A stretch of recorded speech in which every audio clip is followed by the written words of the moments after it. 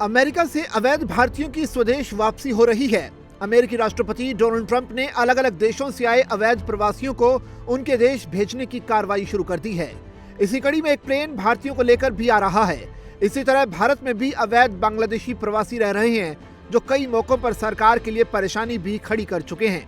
इसी बीच अवैध बांग्लादेशी प्रवासियों पर सुप्रीम कोर्ट भी सख्त हो गया है।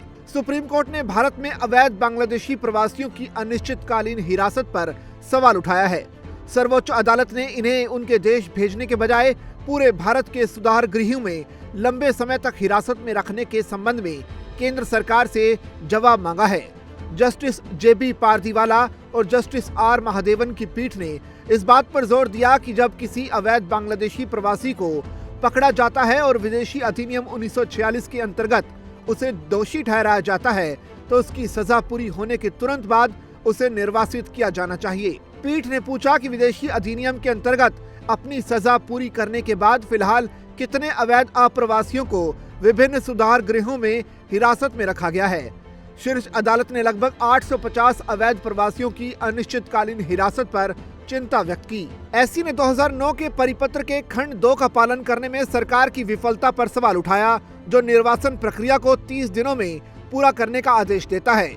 न्यायालय ने इस बात पर भी केंद्र से ठोस स्पष्टीकरण की आवश्यकता पर प्रकाश डाला कि ऐसे मामलों से निपटने के लिए पश्चिम बंगाल सरकार से क्या कदम अपेक्षित हैं। माजा दारूवाला बनाम भारत संघ का मामला 2013 में कलकत्ता हाई कोर्ट से सुप्रीम कोर्ट में भेजा गया था। ये मामला मूल रूप से 2011 में शुरू हुआ, जब एक याचिकाकर्ता ने अवैध बांग्लादेशी प्रवासियों की दुर्दशा पर प्रकाश डाला, जिन्हें उनकी सजा पूरी होने के बाद भी पश्चिम बंगाल सुधार गृहों में कैद रखा गया था।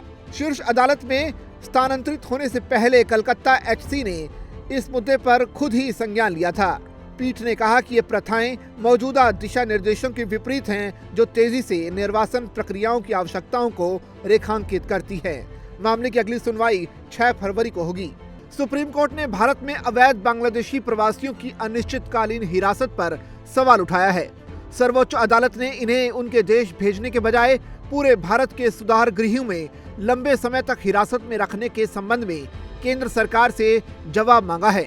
जस्टिस जेबी पारदीवाला और जस्टिस आर महादेवन की पीठ ने इस बात पर जोर दिया कि जब किसी अवैध बांग्लादेशी प्रवासी को पकड़ा जाता है और विदेशी अधिनियम 1946 के अंतर्गत उसे दोषी ठहराया जाता है, तो उसकी सजा पूरी होने के तुरंत बाद उसे निर्वासित किया जाना चाहिए। पीठ ने पूछा कि विदेशी अधिनियम के अंतर्गत अपनी सजा पूरी करने के बाद फिलहाल कितने अवैध अप्रवासियों को विभिन्न सुधार गृहों में हिरासत में रखा गया है।